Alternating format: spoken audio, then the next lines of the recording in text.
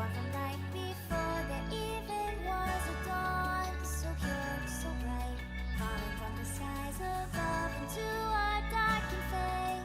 The time has come, walking through this world we bear the secret of our lives, the light we share. Caught in destiny we shine, for we are meant to be the star guardians. Gone in a flash before our time, up in the skies together. The vow we have made has kept us strong. Don't fade away, it's time to shine. Burning bright as we reach out for the same horizon. Burning brighter, we're running out of time, we're chasing the light.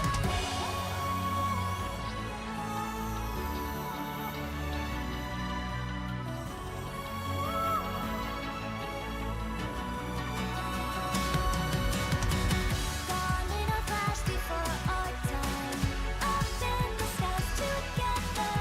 The vow we have made has kept us strong. Don't fade away, it's time to shine.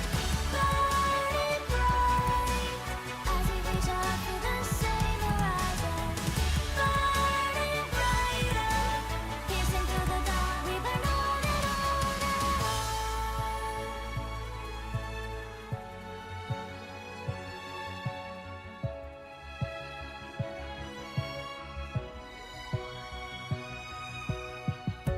The thought of us stuck in my mind. I long for the days when we were young. The sound in my heart, the light in your eyes. But now I drown in tears, I cry, yelling your name into the rain. Don't push me away, let's head for the sky. Hello, this is my desk. This is the OCS. This is Vandy. I am Bryce. I'm Bryce, not Egypt. I'm trying to mimic your hand gestures, but you're too Oh. good. I'm all over the place. Hi, I'm Vandy. Yeah, that's the intro. This one's Did a I do banger. it right? Did you do it right? Yep. I feel like you need to be more forward. So You uncomfortable. need to claim Is need that to claim comfortable for desk you? space. I mean, I just have really long arms. I feel like in terms of arm real estate, it's definitely not the case. I got a cheeky victory that one. But this is going to be Die-Cubs versus Chiefs. Absolutely. This is the Yeah. game that I was most pumped about, that we were most pumped about, and it's why we're so hyperactive when we came back from our break. Mm. That and we were eating pizza shapes. Yeah. it's But delicious. really, it just comes down to Die-Cubs. We saw that the Titans can fall. Yeah. Mammoth were the first to get a win off them. And Chiefs, they've had a very, very impressive run. I mean, rocky start at the start of the season, but that was to be expected. You know, Yeah. everyone's just kind of figuring where they place and all this. But I've been really impressed by their performance the past couple of weeks. Yeah, I agree. Also, given the fact that Chiefs can literally catch them here, right? Like, yes, Die-Cubs are 6-1. They've lost a single game. Chiefs have now lost 2. If they take it, they take the head-to-head. They give Die-Cubs their second loss. Then all of a sudden, Chiefs are up on the ladder. And it's been, what was it, like 6 weeks? We were in week number 8. So, yeah, 6 weeks of Die-Cubs just straight up undefeated, haven't lost a game, looking like the best team in the league. And 2 weeks after that point, we could be looking at them sitting in something like tied 3rd place or something like that. So Scary stuff when Yeah. you really just... I think it's also the teams that are at the top, they have everything to lose, right? Because yeah. everyone's like... there's even more pressure. Like, we don't want to give up our first game, but more so we don't want to give up our first game in a weird upset to a team that's like 0-7 or 2-5 or something. certainly is the case. It's harder to stay on top, I guess, and keep it that way. It has just been the 1 game gap, but yeah, super excited for this one. I feel like Chiefs, out of these guys, are the more proactive team, especially now that they've got their old jungler in Alani back. He was kind of off the roster for a couple of weeks there. I think maybe a little something happened keeping him off the OCS stage there, but now he's back and they look like, I guess, back to their old aggressive selves. That's really the name of the game for Chiefs. Dire Cubs. It's Wolves so are in hard. their It's so hard. It's yeah. always just Dire, right? But basically with them, something that I've seen with them is that they like to play a slow game. Yeah. Doesn't matter if they get behind. We often hear it time and time, even your analysis of them, you're like, it doesn't matter if they're slow early. They really play for the mid to late. But also, sometimes they lack aggression where like you can very easily end. You have a massive snowball and they're still taking it very, very slowly. And we saw a little bit of that even in the OPL. But what happened there was that roster was really getting taken advantage of. Where, you know, you're coming up against a team, they're like, why aren't you using your snowball? Well, we know how to get back from this one if you're just going to stall this one out. And I guess it sort of does come with familiarity a little bit. Like, it's hard to like play with a lead if you haven't had a lead all season. You're just like on stage, like, oh, okay, like what do we do with this one? Yeah. This hasn't happened for a while, but yeah, as you mentioned, like a very slow team. They have pretty high priority on the Sona. We haven't seen any of her all day. I'm not even sure if she's been banned as of yet. No, but no bans yeah, yet. Sona Tarek has been a big proponent of the Dire Cubs so far. Andrew and Corporal. I feel like I say it every week, but out of all the bottom lanes, they are very cohesive. And Andrew specifically has been looking very, very good for the Cub pack. And certainly a win condition here in this game.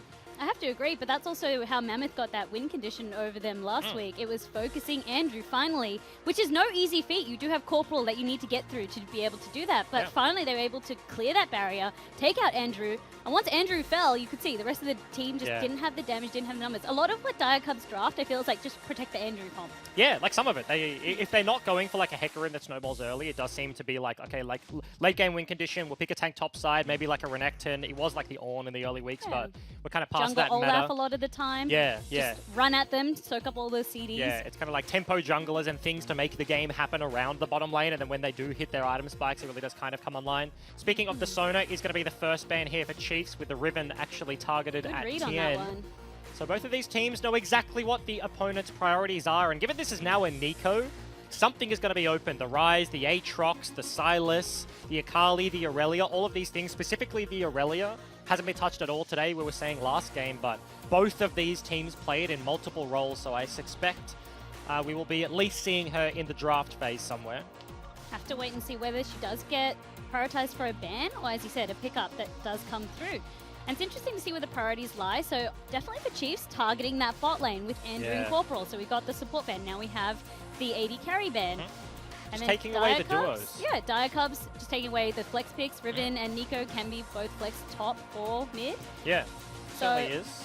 again, it's just like the priority of which players they fear the most. And I like what the Chiefs have done. I say taking away the duos in like not the Xayah Sona duo, but the Sona Tarek, the Xayah Rakan. You kind of remove a piece from both. Oh, and that's going to be a And Sivir, a so big one. Chiefs, yeah. So taking huge. apart Sivir Braum. Yeah, huge target on Andrew's back, and that's what I expected. With everything open, all of the melee bruisers, like the Sylas, the Aatrox, the Aurelia, the Akali, everything up, Sejuani skyrockets in priority, and Dire Cubs, they take it, but Chiefs? Sylas Yuumi, that's nothing to slouch at. It really isn't. Yuumi has been banned still a considerable amount. Now that everyone's really starting to get the hang of her, even with a couple of fixes, it was mostly quality of life changes that she did get, but she's really starting to find her place. And it was really funny. We started off from people being like, Yuumi, she's so underpowered. They changed her again, and people are like, okay, we're really starting to see where she fits into this. And now everyone's like, Yuumi, we get it. As long as you can draft a good composition, you know how to play with her, tether at the right moments, she suddenly becomes a powerhouse. Yeah, certainly. And if you can get a good ulti, like maybe like a Sejuani, it's probably something better that will come out with the rest of this comp. And you can attach onto a Sylas, then certainly you can cause a little bit of a ruckus, get that book opened up in the back lines, and it can be troublesome to deal with if you are immobile on the side of the Dire Cubs. We haven't mentioned it is going to be CMN starting once again this week, given the Get Back did play in the OPL. These guys, at least behind the scenes, talk about the multi-man roster and the ability to kind of gel between the OCS and the OPL there, but it's going to be 2 weeks in a row for the Dire Cubs with exactly the same roster playing. And I have no doubt that if it was Get Back on this team, they probably would have taken the Ryze or something like that. Yeah. Something that's weird is that Lucian, this is the second time I've seen him now. The first time was last week, and he's a carry that he went through his meta, right? Yeah. Now currently he's feeling a little bit weaker in terms of the trades that he's able to do. But it's cool that Dire Cubs picking him up with the Lux, potentially. I really want to see whether we can start to see the glimpse, because it's just that high burst damage that he can give in those quick, sharp trades. And like they're necessary, right? Against a Yuumi, she does kind of have that ability to just land damage without counterplay. So you need to be able to, if you're going to like counterpick the Yuumi and not be like, we'll sit back and do the same thing you will like with the Sona. If you're like, yes, let's actually play the lane out and try to win, then having agency is super important, right? And Lucian grants you that Lux. She can help out even if the binding does go a little bit wide, like you can start forcing out damage. You do have the shield, so Lucian can kind of dash forward, kind of make a trade that can happen, and the no counter trade opportunity is there, given the shield comes through twice, we were talking about earlier. So is somewhat of a matchup that Dire Cubs have opted into. Interesting to see them lock it in this game. Olaf actually gets banned away from the Dire Cubs, and surprising that the Aurelia didn't get taken, given the first lock-in of the Sejuani. That and the Renekton got to get banned away, so most of the traditional pairs with Sejuani already gone this game. Yeah, it was weird for me to see Diacubs actually prioritize banning out the Olaf against themselves, but noticing that perhaps through Kweku, through through Sejuani, through Lux, it's really just that Olaf, he can just eat so much of that CC for free, right? But then also, again, it's just turning their attention onto those melee bruises. But it just, again, shows for Chiefs, like, they really prioritize having a stronger bot lane in their eyes, or what they feel to be a stronger bot lane. Yeah, certainly is the case there. Trundle gets locked in as the matchup in the jungle you expect. Some flex potential there, but I expect it will be in the hands of Alani there. Good matchup into Sejuani, can kind of bully her out and steal all of her resistances, Take all which her is stats. definitely a good time there for Trundle players. Feels good if you get the passive. But Poppy and Akali being hovered here for the Dire Cubs. Siamin, big fan of the Akali, has been for a very long time. He's going to get the post rework. Super dominant laner and into the Sylas matchup. This one is actually controversial. If Sylas does go into the mid lane, a lot of people's opinions split. And I see more and more people tending to the Sylas side. It's like you have everything that Sylas does, and then you also get a Kali ulti, and you just straight up win the 1v1. Yep. Like, you just use her buttons against her, and you have already the mobility that just gives you even more reach into the backline if you want. But, okay, it's not going to be the Sylas in the mid lane. Top side in the hands of Tien, and I expect this is going to be the ADTF. Whoa, okay. Cool. That's kicking it back a little bit. That really does take me back to when everyone was flexing around when TS ratios got changed and ADTF was actually a thing. And this is something that's really, really interesting as well, because I feel as though, same thing with Beats, right? It's all about if that stun is down, that Sumon's almost go, right? Yeah. You often have in the mid lane, like once that CC is down, that's really Sumon's time to strike because TF can be so immobile. Yeah, he can, right? And in terms of the 1v1, like, Akali probably wins at 6, right? But as a TF player, like, you don't want the 1v1. Poke. That's not what you're looking for. It's much like Unspecialized on the Nocturne. He just wants to be able to push the lane. He wants to be able to access the side lanes and force things around. It's interesting that Chiefs they don't have any other engage options. If they can't find picks with TF, I think they certainly will struggle this game. Beats has kind of got all of the ownership on him to get priority, to get open up on the map, because nobody else will really be able to start things up for him. But this is going to be the first ADTF we have seen in OS, not just the OCS, hasn't been touched in the OPL. We've seen it a little bit overseas. I believe Bjergsen's played it in NALCS, Crown has as well. Not sure of the other regions, but builds towards the Triforce. You get to build Klepto, and especially in a melee matchup like the Akali. Klepto with TF passive, you're just whacking her head the entire game, just stacking up tons of gold. Yeah. And you become a late game powerhouse relatively money quickly. Bags. That's what you become. Ping's already going out. I wonder if this is for Chiefs. Maybe wanting to do an invade?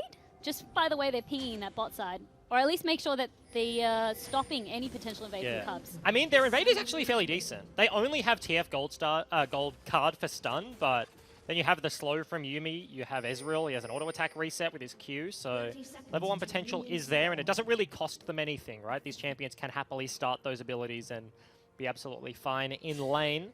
I feel like Beats over the course of this split has played a huge variety of champions. Started off on the more defensive, like the Morganas and the like in the mid lane, but branching out now. Interested to see how this TF does fare. Did go for the TP, which I think is interesting.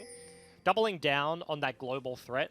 You can kind of split push literally wherever you like later on in this game with that summoner, but the 1v1 is going to be hard to manage without a combat summoner, and even if Ubisoft comes to play, you don't have the cleanse to deal with the Sejuani. Whoa.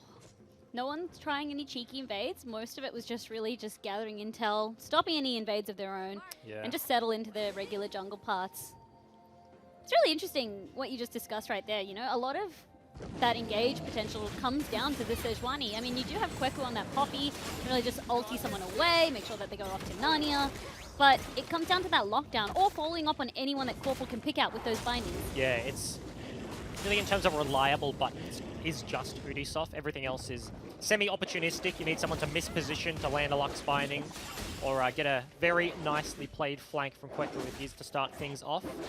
Is going to be the top side start for Ubisoft, which means Lucian and Lux are going to start in lane. TP has been matched here for the Lucian, but actually no heal on the bottom side for Diacubs. They've gone very aggressive here in the Lux, and it's not going to be the Aftershock, it's going to be the Guardian, so it's kind of going to be more useful for them as a duo as this lane progresses, right? They can use that to fight more often.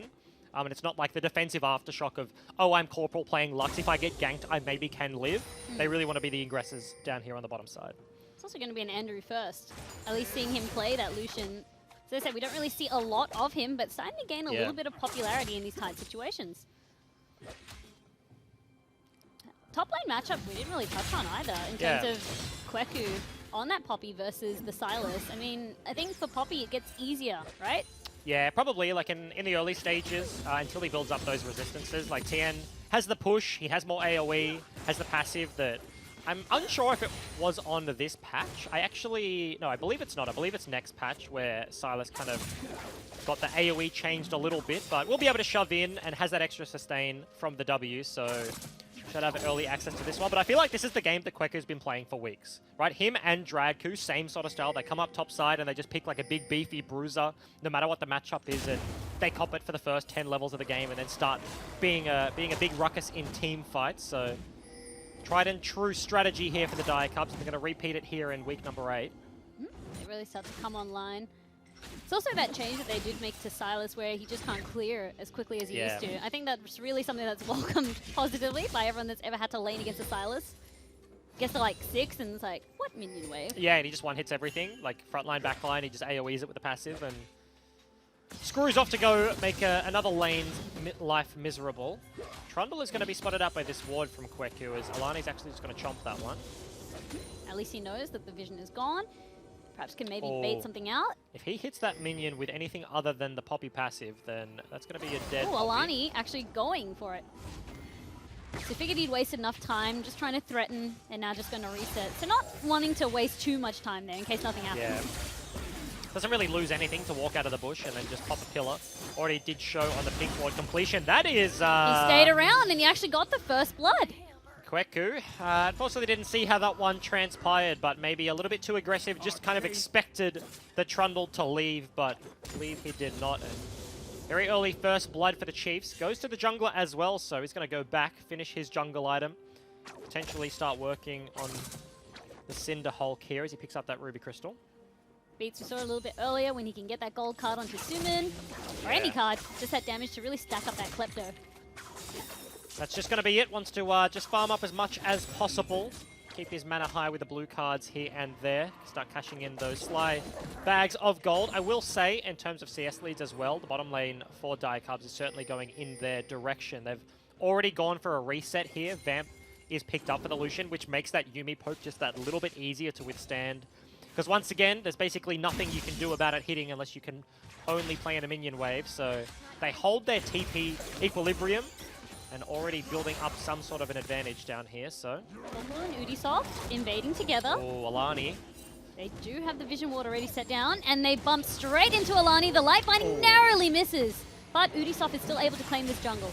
Yeah, we'll smite that one away. Beats not in the play just as of yet as well, but did Corporal TP back. still Very went more, nice but the pillar. pillar is keeping them completely locked up in place. The gold card follows up, and Alani is so low. He's actually trying to commit for Corporal. Luckily, Spacer comes on across, and now Ubisoft is the one being completely threatened. That's going to be a 2 for none. And the timing is everything there for Chief. Nausicaa barely gets to the play, keeps Alani alive, and Seaman now in trouble. Gold card in the back of the head. Nausicaa really empowering Beats, who's constantly trying to hammer down, but not enough damage to get the kill. Unless...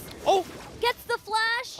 It's not going to be enough, but a good play by Beats. If he had the 3 proc passive, then that could have been the kill off the back end. Burns the flash, and Seaman lives without burning his own. This is going to be an engage. Poppy ult procs. Kweku is so dangerously low, and Thien knows it.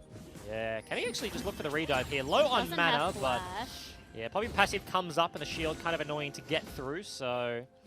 Isn't going to go for that one. Still, TP's available as well as Tien. You're kind of looking at that like... If I die, I don't have TP to get back to lane. Andrew could just TP behind me, and it would be a trade there, and certainly not going to go in my favor. So does play the safe game, maintains his priority, and just opts in for the reset. It's an invade that just went so wrong on the side of Cubs. That binding from Corporal, again, that's really the burden of execution on Lux. Yeah, it certainly is. In terms of their lane, they don't lose that much. Wave was pushing against their opponents there, so Chiefs lost a significant amount of farm, and you can see it's 20 lead for the Lucian right now. It will be felt from Ubisoft, given that Alani kind of steaming ahead in the jungle right now, a couple of camps ahead, and of course got those 2 kills to boot, already finished his Cinder Hulk. That was just an E on the spot. But Binding didn't hit, so no ability to force from that one. Close, but not enough. Utilizing the minions to really stop against Yumi's poke. That Mountain Drake has been up for a while, but really no team can commit to that. It's hard for the junglers to even try and solo that one out safely till a little bit later. It's a very, very tough one to solo out. Yeah, you kind of look at it and it's like, if you're Diacubs and you want to start that one off, yes, you can-ish get mid-priority, but then Beats will always be there just because he is TF. He can always teleport to the play. And then you have to play against a bottom lane like Ezreal Yuumi that can always just contest. Even if they can't walk in range, there's so much non-committal poke. And then on the other side, you're just looking at Chiefs like, we don't have control down there. Like, we don't want to be starting up a fight around the dragon. We just kind of want to play these lanes out, let TF get to his Triforce, start putting him in the side lane and start playing the map. We've already got a nice bunch of kills and a gold lead on their Trundle. But not wanting to force it just yet. TP comes through. Andrew, he just wants to make sure that he doesn't miss a single bit of this wave, but also just get priority back in that lane. So Andrew, he's playing that one really, really clever, as you said. Yeah. They didn't get the kills, but he's managed to make sure that he's got at least that CS advantage in CS League. Yeah, Lucian, probably one of the best AD carries to go against the Yuumi. Your ability to force, not to mention with the fact that you just straight up build, sustain, and balk first item without it costing you anything. It's strictly optimal there and you get the pickup, so it feels very nice. And as you mentioned, no kills for Diacubs down there, but they just had priority the entirety of this game. Off the back of that, they went for that last invade. Didn't work out, but the setup was, of course, still there. Pink Ward does spot out, but that's a Tia. Straight onto it, the Yuumi ult opens things up, and that's going to be Corporal who gets taken out. Yeah, double root from Nausicaa onto both members. No flash available for the Lux and dies ever so quickly. 0-2-0. The start here from Corporal, and that may just be the Dragon contest here from Chief Academy. Get a single pick, walk immediately towards it, and Diacubs, they want nothing to do with it. Diacubs, we know that at this point, people might be saying, okay, there's a bit of a lead starting to go from Chiefs, but again, for them, it's never really been about the earlies. They're happy to give up 1 or 2 kills, but they really start to come online in that mid game. And they do really have the team fight comp, right? Like, you want to get towards those spikes, want to get things rolling, and all 5 members on your screen, no matter the deficit that will or could come through, Chiefs can always win a fight if they land the correct CC onto the right targets. They get the single pick to start that one off. It definitely is always going to be an option open towards them. But as you mentioned, Chief Academy doing very well snowballing. And we kind of talked about it leading into this game. You expect this trajectory, right? Chiefs, they are the more aggressive team. They've gone for the new age TF. They're looking to start opening up the map much quicker. And Diacubs, yes, they want to play with their advantage in the bottom side, and they did just get punished, but a slower start, certainly something that they are used to. I think the biggest one getting punished, though, is Udisoft. I've actually never really seen him fall behind in terms of the games that we've seen, at least in this season, in this split. For him, it's something that it'll be interesting to see how he comes behind. It's not desperately far behind, but you do have Alani with 2 kills right there. Yeah, he's on the scoreboard, doesn't look that bad, but certainly is kind of in a 1,000 gold deficit. That's 2 kills, 2 assists. That'll absolutely do it. And the matchup is already kind of difficult once you get to team fights. And normally it's like Sejuani, yeah, okay, I'm behind. Oh, yeah, okay, who cares? I just landed ulti. But as the solo-ish, I guess, probably will get tanky eventually. Frontline here for Diacubs isn't going to be as tanky as he likes if Alani can hit him with the ulti. But Chiefs, they're actually going to flip the map here. Tien goes towards bottom side, and everybody just kind of matching. Going to be the Australia lanes in effect. I like it, because we're just going upside down. Yeah, it's kind of weird to say as an Australian, because for the rest of it, like, you hear, like, international casters say it as kind of like a little bit of a jab, like, yeah, Australia's upside down, yeah.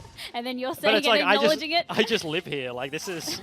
this is my everyday. This is normal. But yeah, going to go towards the top side. Don't meme us. Here we go, that's... Flash from Beats.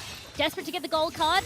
Suman, though, able to make sure he gets away and disengages. But I think he's enough time in that Shroud. Yeah, very nice usage of the Shroud. Gets the flash out for free. Burns absolutely nothing. And Beats just hits a creep with it in frustration. TF now completed his Triforce, so... bunch of stats that he desperately needs. I think it goes towards like the Rapid Fire next, and then you have those super mega long-range gold cards that are very frustrating to deal with. Chiefs learning about this Rift Herald take maybe a little bit too late. It's going to go down. They are trying to go. Maybe Alani will try and contest and be irritating. Actually, the teleport They being want the committed fight. as well. Rest of the members, the end now coming online.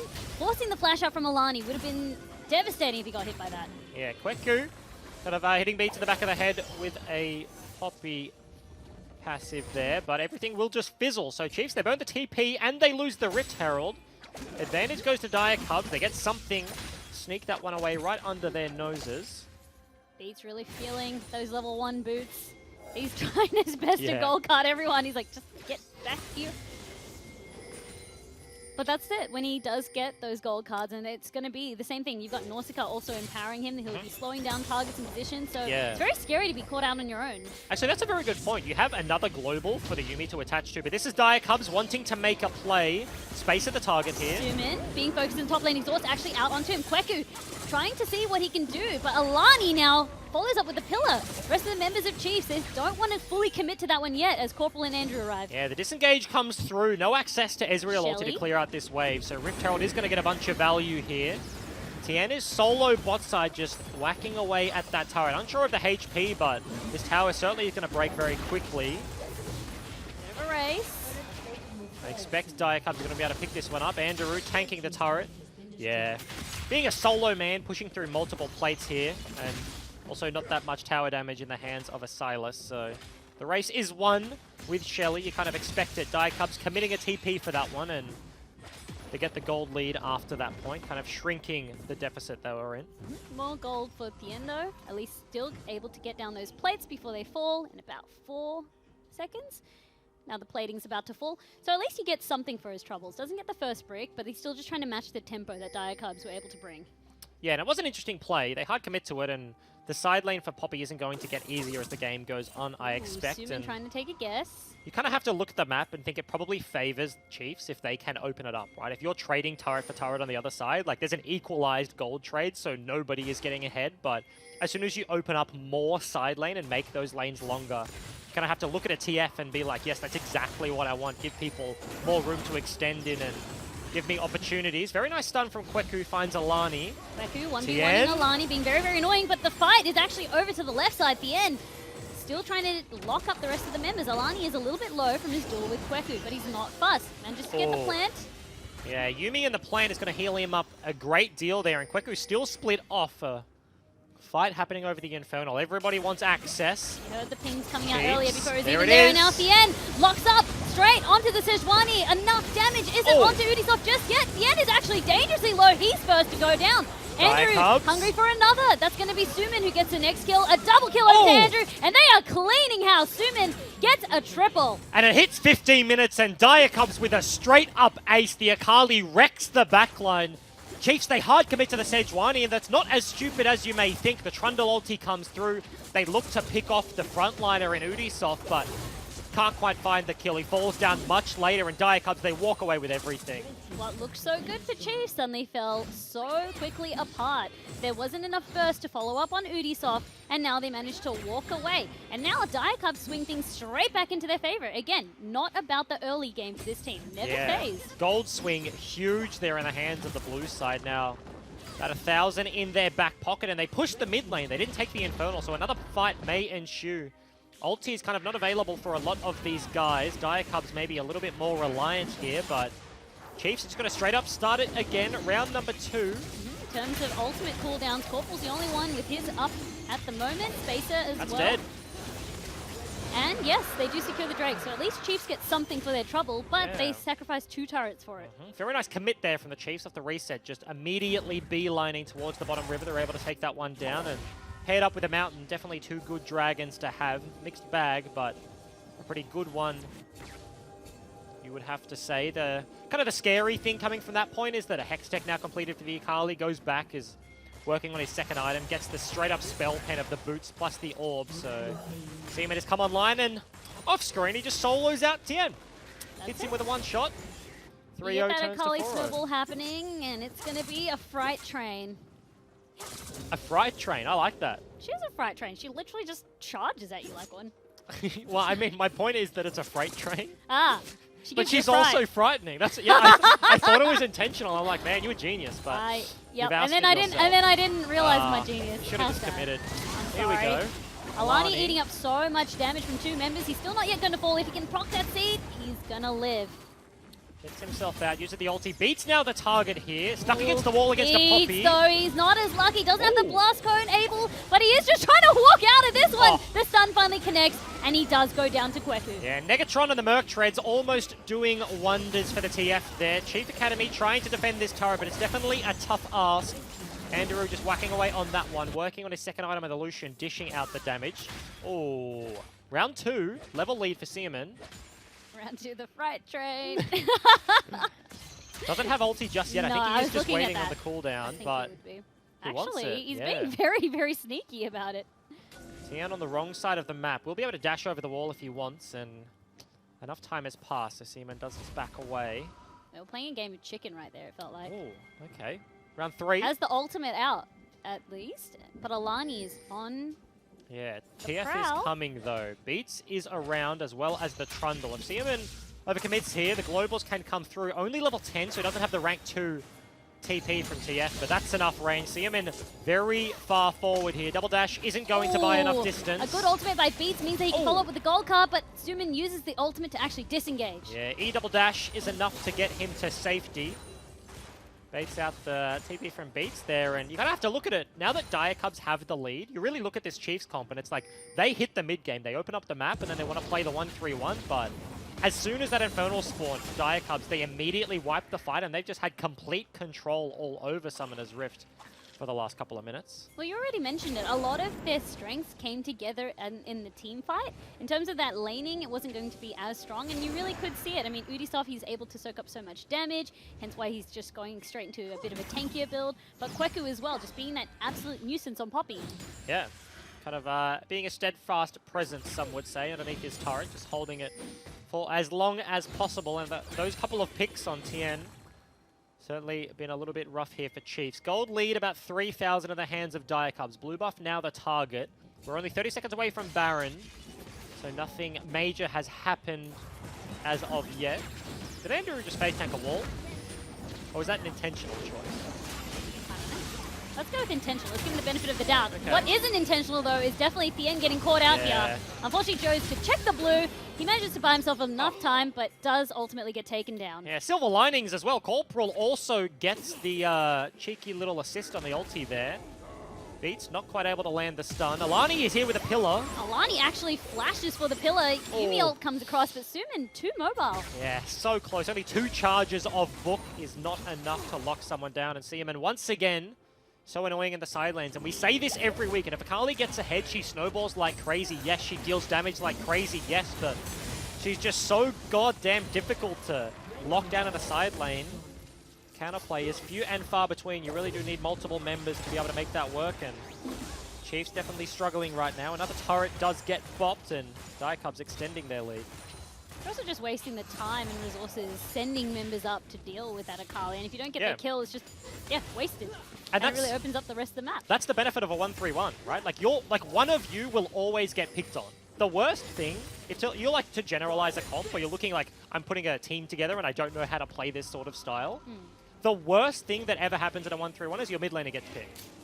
Or like your middle 3. If you're a support jungle or AD carry and you get caught in a 1-3-1, you've mega screwed it. Because if a side lane gets attacked, yes, they've hard committed to one side of the map and you just push the other 2 lanes. Doesn't even matter if Seaman is dying to these ganks. Dire Cubs are going to run right down mid. Kweku's going to run right down the other side of the map, and they're going to be hitting 2 turrets for the 1, and the response always has to be after the pick. Like, if we cannot force Baron, then we have to reset, and even though we got the kill, as the team being the aggressor, you kind of lose out all over the map. So when you add Akali to that mix, he deals so much damage, but Seaman is baiting them and not dying. They're kind of getting the benefits without losing anything at Dire Cubs. So you see the gold lead still steadily growing. Another Dragon is going to be taken down, their first of the game actually, but Baron play here for Chiefs. They have the control and they have the members around, potentially looking for a face check. Cubs went straight to Dragon, as we saw. Secured that one. Corporal using his ultimate actually to scout that one out. They have no idea yet where the rest of the members of Chiefs are. There we go. Finally, Corporal gets some intel onto them. The Death Bush not working out for them. But yeah, they just prioritized going straight to Baron, knowing that they couldn't actually fight them at Dragon, picking their fights. Yeah, but the big problem with that bush is, like, you look at the members that are standing in it. They have literally 0 instant hard CC. If Lux walked into that bush, yes, she would probably die by sheer damage. But you are not locking down Udisoft. If TF is the one that, now that Tien is kind of 0-3 on the Sylas, he's not going to be making progress in a side lane, they send beats. But we said it in Champ Select, he is the one with the onus. The gold card is going to be the start of all these plays. Speaking of which, This could be one. wants to be running at Sumin. Sumin's Oh, actually Sumin's keen in. for this one. But Alani perhaps going to discourage him. Sumin, he's biding his time, waiting for the cooldowns in the Shroud. Beats, TP. there's going to be another TP coming across. The Redemption heals up Sumin. Tien is finally here now. Yeah, The rest of the can they? members of Diacubs actually pulling back from that one, and they do get a turret in that. And that's Pikachu. exactly what I'm saying. They look for Siem and they can't quite lock him down, and they get the TP out of the Sylas. Turret in the mid lane taken down, Poppy able to whack that one away, and advantage is still just trickling over to Diacubs. They're not having to kill people, but this gold lead is just growing and growing. No vision on the Baron, I think, for Chiefs, and Diacubs are actually just going to start this one up. Diacubs no, he- not even phased at all. Kweku is being the ultimate distraction for them at There the we go. meantime. They There's know. really no vision. The pings are there now. Finally, they think something might be up. They haven't spotted the rest of the members. Okay. Baron is already so low. Ezra ultimate comes across. It doesn't matter though. The Baron has been secured. Diacubs now, they're keen to take this fight. Straight onto Alani they go. Yumi is keeping them at bay, but Alani is still going to fall. Nausicaa is next to go down. And now Sumin from the flanks. He wants to get that kill onto Beats. And Diacubs now, 2 back-to-back huge fights, completely ace the Chiefs, and this game looks all but over. Kweku, the one-man army, stuns one, knocks two back to the bloody fountain. Diacubs, they sneak the Baron, they walking up mid, this inhib is gone. It's going to be so hard. They can pretty much end here on the side of Diacubs. Look at how much damage they have, even with that one Mountain Drake empowered by Baron. The death timers are respawning on the side of Chiefs, but that one mistake seems to have really cost them the game. Respawns are here. Baron is available. Kweku gets a nice It's going to be a stun. last defense coming out from the members of the Chiefs. They're working their way though. Diacub straight onto the Nexus. It's at half. They're still trying to take it down. It's going to take a couple more hits, and now Diacubs hold on to that first place. And the one criticism we kind of leveraged as our TV is just absolutely boom. Sorry about that one. Was that they weren't potentially quick enough, right? It was a rough start. Chiefs, they had a mega advantage in the early game. They had kills left, right, and center, but as soon as it was like that Infernal fight, one victory, they had complete control. Baron, end the game immediately. That's it. So with that victory, I believe Diacubs are now tied with Mammoth. Yeah, Yeah. certainly So the back case. into the first place. Of course, Mammoth do have the head-to-head. Yeah. So tied on the ladder, Tied I on guess. the ladder. Mammoth still claimed the title, but that is absolutely going to be it. We're going to get this unsightly thing away from your faces. But come back in 3 minutes for UQU versus Mprox.